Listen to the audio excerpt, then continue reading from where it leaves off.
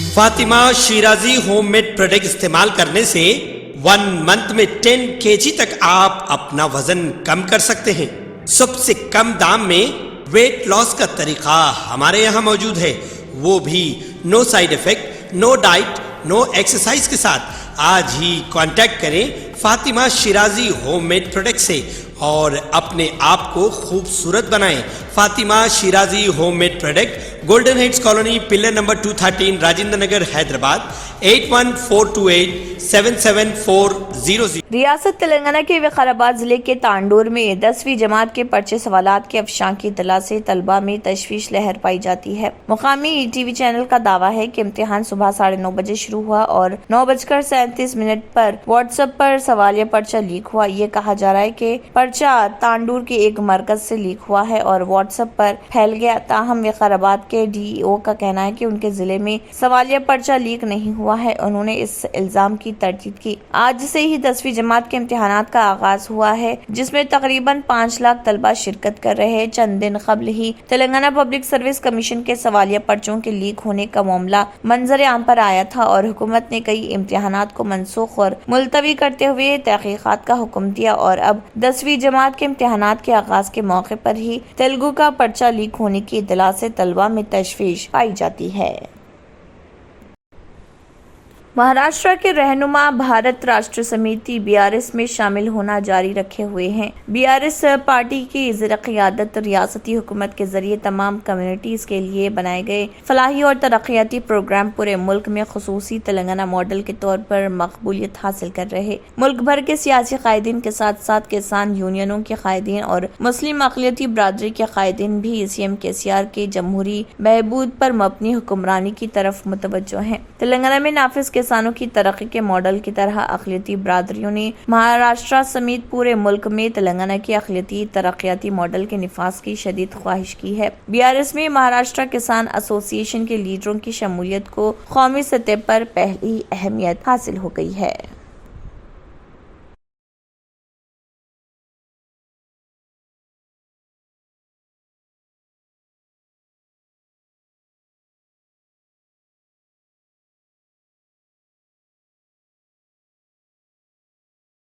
Train میں سوار ہونے کے دوران گر پڑی چپل، نوجوان کے ٹویٹ کے بعد ریلوے حکام نے اس کے حوالے کر دی۔ یہ انوکھا واقعہ تلنگانہ کے قاضی پیٹ میں پیش آیا۔ تفصیلات کے مطابق 25 سالہ راجیش نامی نوجوان، جس کا تعلق جنگاؤں ضلع سے ہے، سکندرآباد جانے کے لیے پناپورم ریلوے اسٹیشن پہنچا۔ چلتی ٹرین میں سوار ہونے کی کوشش کے دوران اس کی ایک چپل پھسل کر پٹریوں کے درمیان گر پڑی۔ اس واقعے کی اطلاع اس نے بذریعہ ٹویٹ ریلوے حکام سے کی۔ Secunderabad divisional security officer Debasmita نے قاضی پیٹ RPF پولیس کو مطلع کیا، جس کے بعد وہاں ڈیوٹی پر مامور کانسٹیبل نے راجیش کی چپل کو راجم پیٹ لا کر اس کے حوالے کر دی۔ گڈ فرائیڈے کے پیش نظر تاناکا ڈویژن کے عیسائیوں نے متلاچی ویک گڈ فرائیڈے ایسٹر کے ضمن میں ایک امن ریلی کا انعقاد عمل میں لایا، جس کا آغاز نفیس گارڈن لالا پیٹ میتھوڈسٹ چرچ سے ہوا۔ اس ریلی میں گریٹر حیدرآباد کی ڈپٹی میئر موتے سری لتا شوبھن ریڈی اور لیبر ڈپارٹمنٹ صدر موتے شوبھن ریڈی موجود تھے، جنہوں نے پرچم کشائی کر کے امن ریلی کا آغاز عمل میں لایا۔ اس موقع پر ڈپٹی میئر نے کہا کہ گڈ فرائیڈے سے 2 دن قبل منعقد ہونے والی اس ریلی میں عیسائی بھائی بہت قریب سے دعا کریں گے، وہ دن جب 2000 سال قبل مسیحی رب کا استقبال کیا گیا تھا۔ چرچ کے پادری جی سدرشن بالاراجو ہارون اور پادری ڈیوڈ راج، پادری گوگلا سنیل کے علاوہ دیگر اس موقع پر موجود تھے۔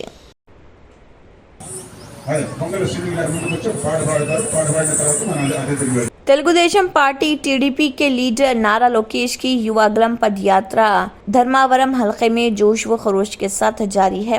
دھرماورم حلقے میں مسلسل دوسرے تیسرے دن عوام کی جانب سے غیر متوقع ردعمل دیکھنے میں آ رہا۔ راستے میں ہر قدم پر خواتین نے نوجوان لیڈر کا پرتپاک استقبال کیا۔ بٹلہ پلی کی مرکزی سڑک ٹریفک سے جام ہو گئی۔ پولیس کا ایک ڈرون اسی وقت لوکیش کے اوپر سے اڑا جب بٹلہ پلی میں لوگوں نے نوجوان لیڈر کا پرتپاک استقبال کیا۔ اس وقت لوکیش نے رک کر سیلفی بھی لی۔ انہوں نے ڈرون اڑنے کی ویڈیو جاری کرتے ہوئے کہا کہ اگر آپ مجھے دیکھنا چاہتے ہیں تو میں آپ کو YouTube لائیو لنک پر بھیج دوں گا۔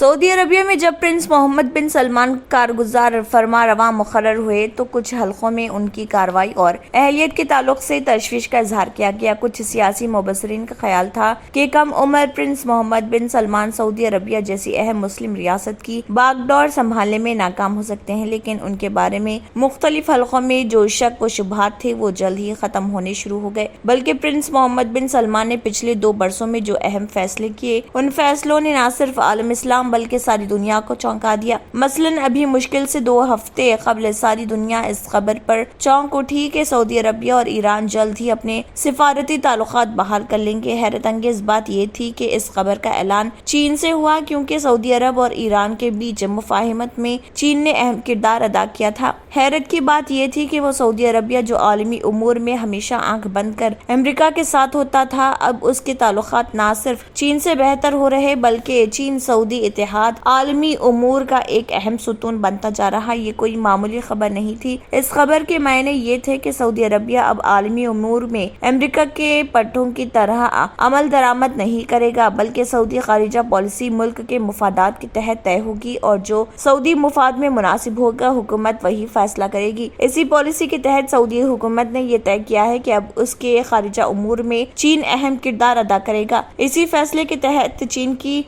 निगहबानी में सऊदी अरबिया और ईरान के बीच सिफारती ताल्लुकात हमवार किए जाने के फैसले का ऐलान हुआ।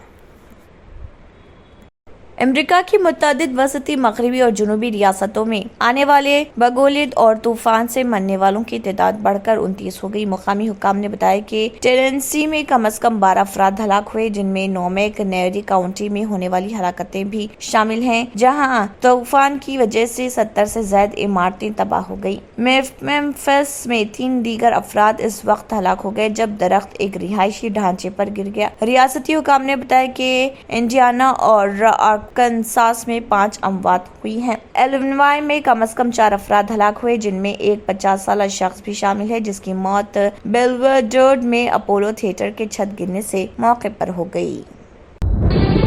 तंत्र मंत्र यंत्र के सम्राट बाबा आजम खान बెంగాలీ 100% లాభం గ్యారంటీతో పాటు